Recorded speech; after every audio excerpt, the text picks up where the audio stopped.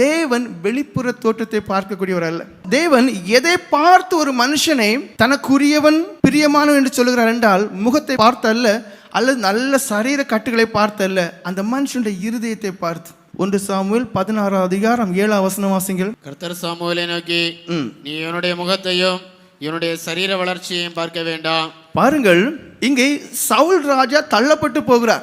சாமுவேலிடம் தேவன் சொல்லுகிறார், நீ ஈசாயினுடைய வீட்டிற்கு போய் நான் உனக்கு சொல்லுவேன், நீ யாரோ அடுத்த ராஜா என்று அபிஷேகம் பண்ணணும்னு நான் சொல்லுவேன் என்று சொன்னார். தீர்க்கதரிசியானவர் அங்கே போகிறார். போகும்போது அந்த எல்லாரையும் பார்க்கிறார்.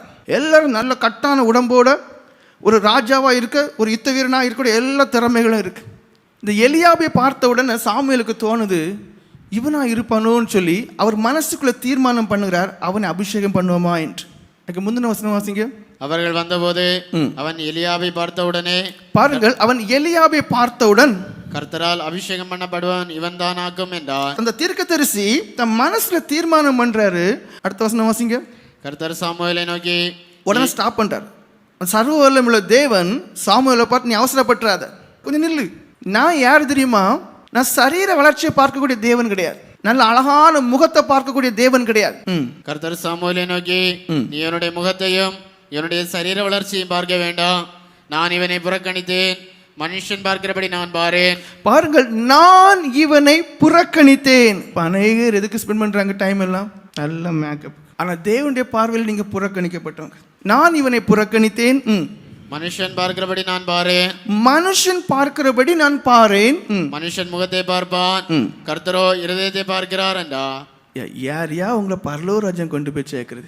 உலகமும் அதில் உள்ள எல்லாமே மாயா இருக்கு. இந்த உலகத்துல கொஞ்ச நாள் இருப்போம், அவ்வளவுதான். இப்போ உருவாக்குன தேவனும் முடிவை நமக்கு கொடுக்கக்கூடிய தேவனும் முடிவில் பரலோக ராஜ்யம் கொண்டு போய் சேர்க்கக்கூடிய தேவனுக்கு தான் நம்ம பயந்துருக்கணும். அப்ப அவர் எதை விரும்புறாராம்? வெளிப்புற தோட்டம் கிடையாது, அந்த இருதயத்தை பார்க்கிறார்.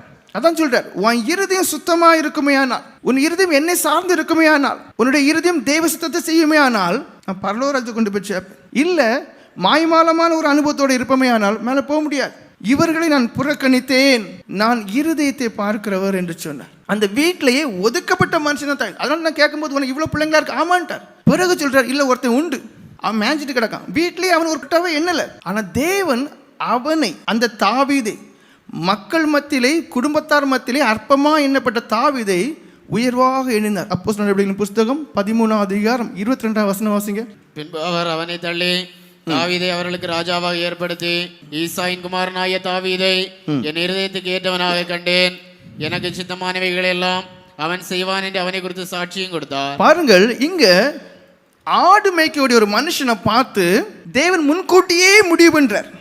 ஏன் இந்த தாவீதை தேவன் முன்குறிக்கணும்? ஒரே ஒரு காரியம் தான், அவனுடைய இருதயம் தேவனை சார்ந்து இருந்தது. அவன் ஆடுதான் மேய்ச்சிட்டு இருந்தான், ஆனா அவன் ஆடு மேய்க்கும் போது தேவனை துதிச்சுட்டே இருந்தான். அவன் தேவனையே நேசித்தான். ஆடு மேய்க்கும் போது கூட தேவனுக்கென்று தன்னை அர்ப்பணித்துட்டான்.